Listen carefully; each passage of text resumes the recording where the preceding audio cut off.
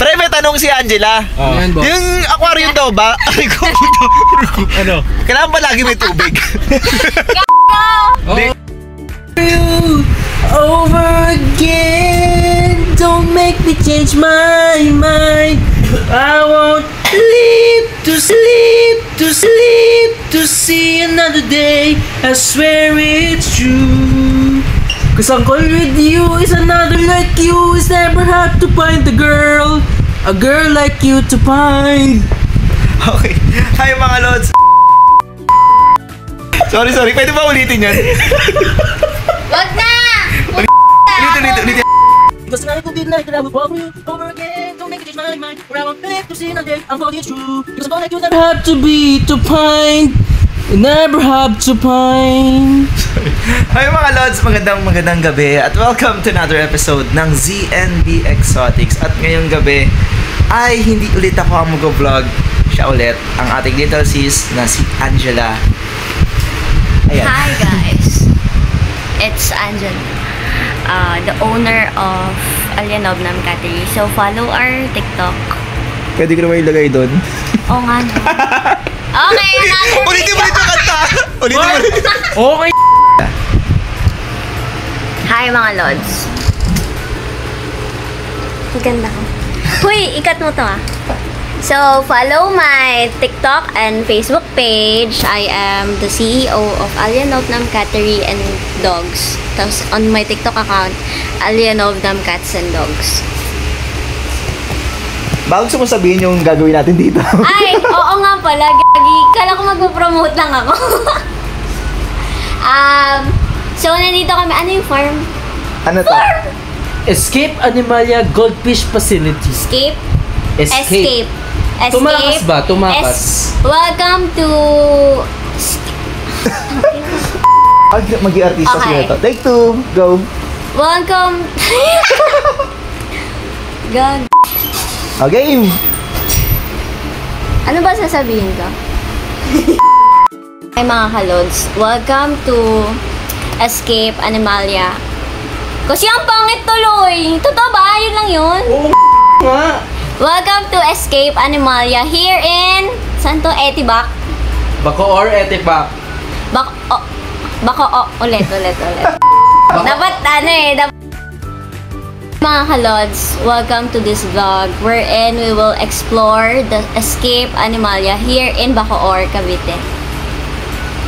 Na-scam daw ang aming tropa ng 100,000 at alamin natin mga lods kung bakit at paano.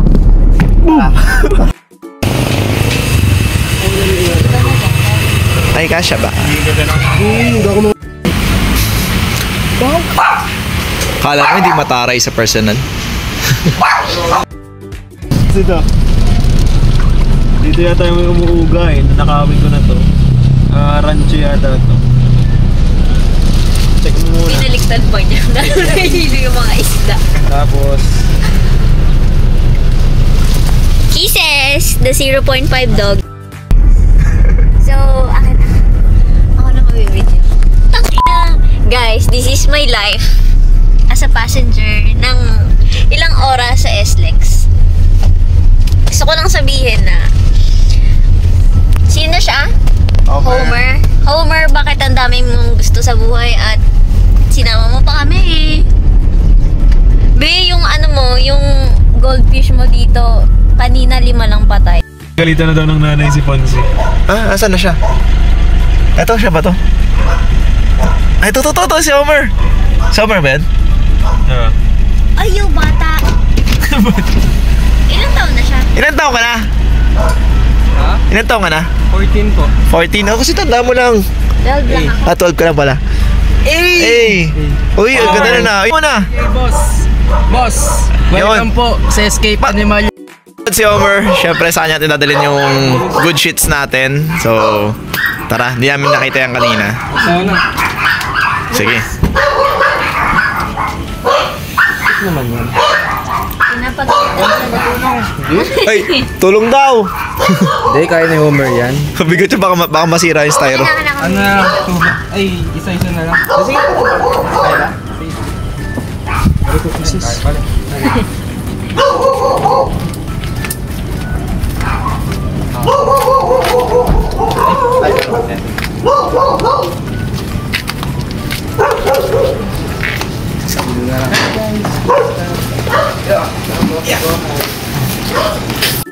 Mga Lods, dito na tayo sa facility ni Homer. Anong tawag dito? Escape Animalia. Goldfish Facility. Goldfish Facility. Ito yung mga ponds nila. Oh.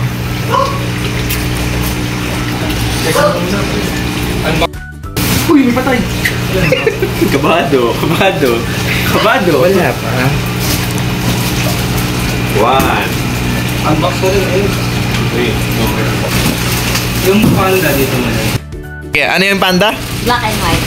Black and white. Totoo ba? Oo. Saan yung black and white? Ah, yung mga panda. Ba't tinawag na goldfish kung black naman? Oo nga. Tama. Bakit nga Homer? Sagutin mo ngayon. Ibang stain siya kasi. Bang stainless? Ano? Ibang stain na. Ah, bang stain. Ginawa mo yung bakit. Bossing! Ano yan, boss? Ano yung mga bago natin dyan? Rancho boss. Rancho? Ano ba yung rancho, boss? Ayun boss. Bossing, sasagot ka o hindi? Ay, ano ba tanong mo boss? Ano daw yung rancho, boss? Hindi ba goldfish lang yan, boss? Walang dorsal yung rancho. Dorsal, boss? Ano bang term yun? Ito, tingnan mo. Tapat mo. Wala siyang dorsal. Compare sa Oranda. Ano yung fin, boss? Fin? Oo, fin. Yun, wala ang dorsal fin. Yun, namamasa yung mga rancho, boss, ah. Bastos tong rancho mo, boss, ah. Home sim. Grabe. Wala siyang fin maganda, dito. bossing, oh. Oh, namamasa. I'm wet na. Ba't kayo tumatawa? Child-friendly. Oh, bossing, yan yung rancho natin. Next. Next. Ito ano, tiger. So, Ito, boss, ito.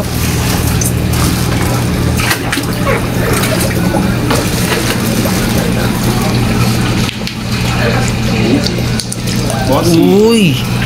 Bossing, magkano ang price range na ganito, boss Homer? 2.5 to 3K yan. Sheesh! Color black. Anong strain nito, boss? Tiger rancho. Lapit. Tiger Rancho. Ayun, oh. Ang ganda.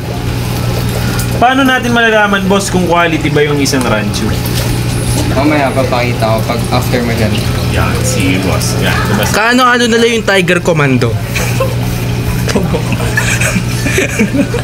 Wala na, 5 lang yan. Dito na lagay ko. Okay. Yun, oh. Ang ganda, oh. Sheesh! Ako na maghangat, Deus. Ito. Wait lang. Ambon mo lang. Bawasan. Wait lang, pili tayo. Ito. Yan. Ito. Sample ng good quality. Wait lang, namamasa siya eh. Yung when growth, ito yung when growth. Makapal. Tapos, good curve.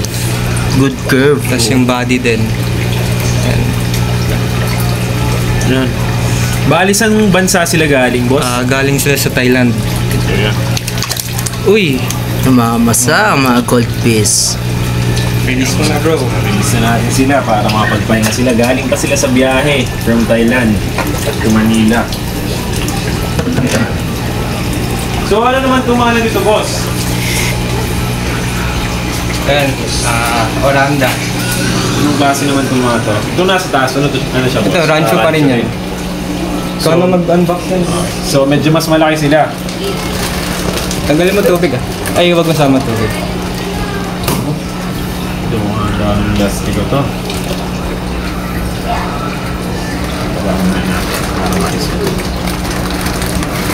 Ako pwedeng i-drain ka.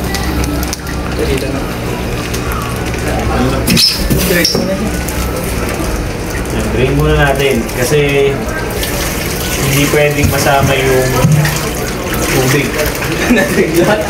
Baka naman madrain mo yung rancho, boss, ha? Ay, sorry boss. Iyan. Yung tubig lang pala. Hindi tayo pwedeng mangupal dito. Hindi atin yung channel. Kay BNZ Exotics to, boss. So yan, drain lang natin yung tubig para maiwasan yung contamination ng bago nila Ayan. lilipatan. So dito natin sila ililipat sa taas. Yan. Grabe mga... Wow! Ayun, oh, boss. Mga pang aesthetic to, oh. Black Aesthetic. ang tubig. May Punase, color, may punase. background.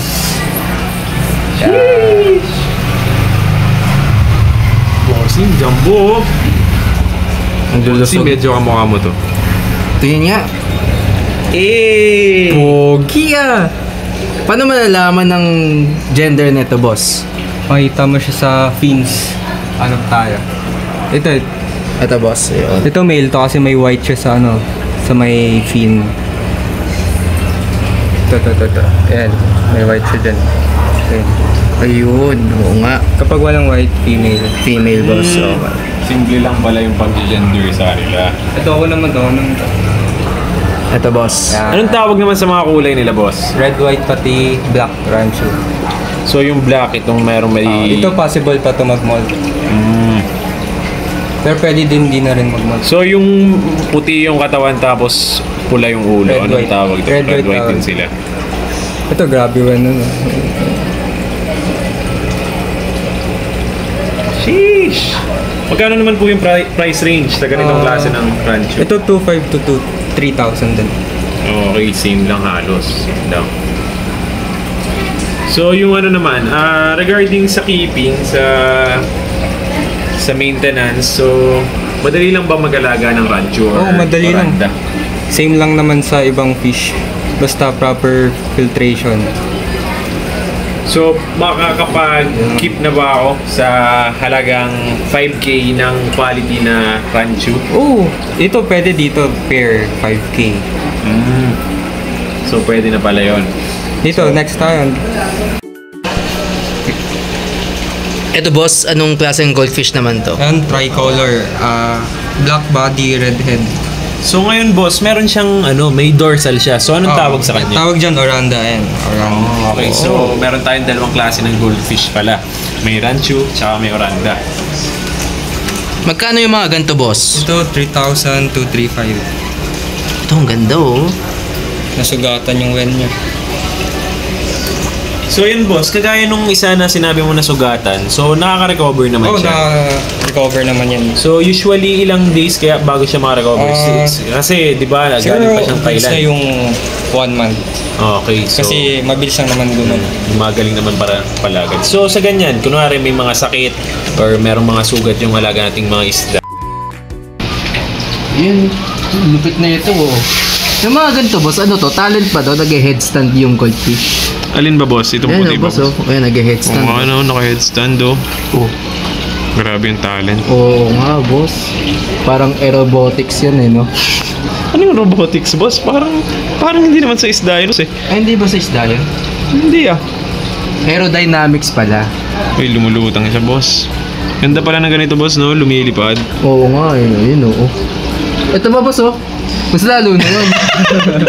Uy, gago ng isay! Shit! Ay, hindi. Nagpakitang gilas lang. Bagong lapag eh. Siyempre, may ang tawag ba doon pagka yung galing ka sa biyahe sa aeroplano? Ano? Jet lag. Jet lag ba yun? Nagji-jet lag din pala mga goldfish. Okay. Ganda pa naman ito. Ganda nga. So, yan.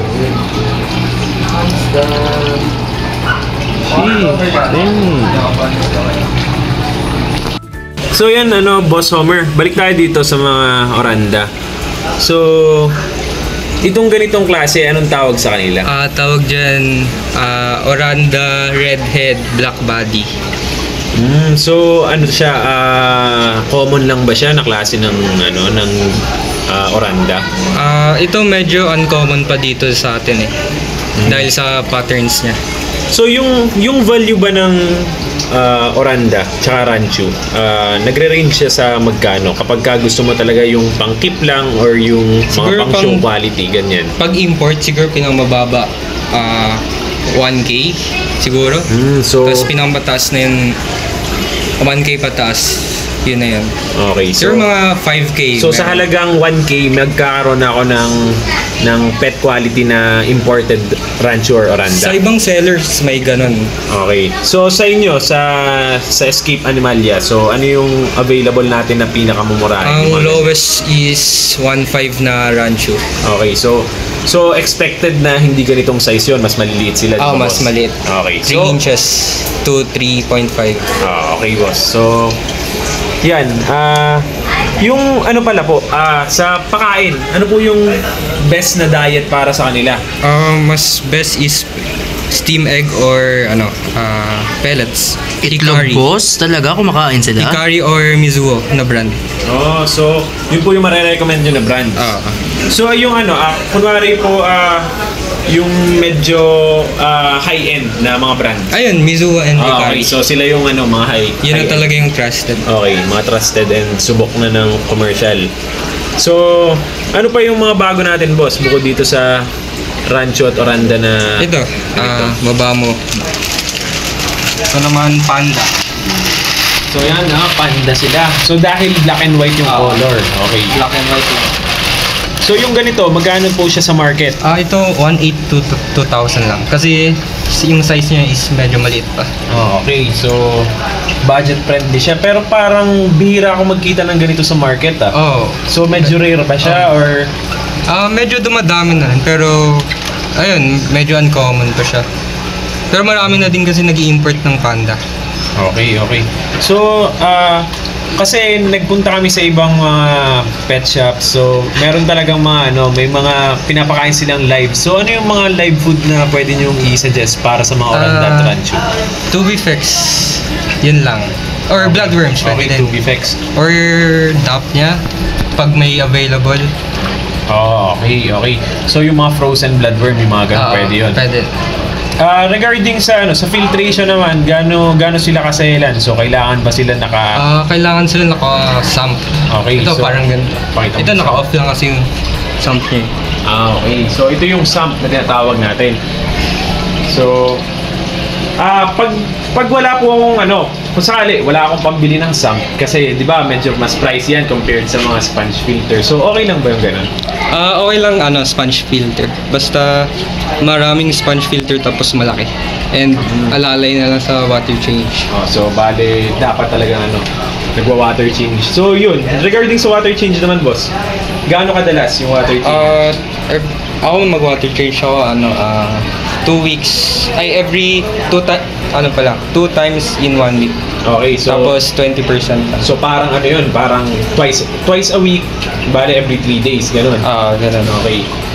So yan, bale ito boss, itong mga bakanting aquarium, anong lalagay natin dyan? Ayan. Bakit may mga pangalan na sila? Mga na-reserve na yan. Okay. So, Lalagay natin mamaya. So sila yung mga meron kang shipment to Davao. Meron. To Davao. Okay, saan pa yung ibang lugar? Parang ang layo naman. Ito, Misamis, tapos Cebu. So paano yun? Paano ka nag-ship doon? So meron akong transshipper. may transshipper. So Can ship nationwide. Kaya ship nationwide tayo. Okay. Lagay na natin. Sige boss. Alin ba yung dapat natin ilagay? Alin ba Kung nagustuhan nyo tong video na to, please follow my TikTok account and my Facebook account. Say bye-bye. Bakit gusto mo magitin yung channel namin? Ay, oo nga pala. Uy, ZNB pala. Hello! So yun mga Lods, kung nag-enjoy kayo sa video na to, syempre wag niyong kalimutan mag-like, mag-share, mag-comment kung kaya, at syempre hit yung notification bell para makita niyo pa si Papa Fonzie at syempre si Papa Deus at yung ating little sister na ano yung ginagawa niya. So yun, i-follow niyo yung TikTok page niya, ilalagay ko yung description dito. Saglit lang! Tapos, narinig ko na rin si Papa Homer sa labas kasama ng dinner namin. So mga Lods, hanggang dito na lang. Ayan si Papa Homer sa aming steak. So, ayun na namin. Bye!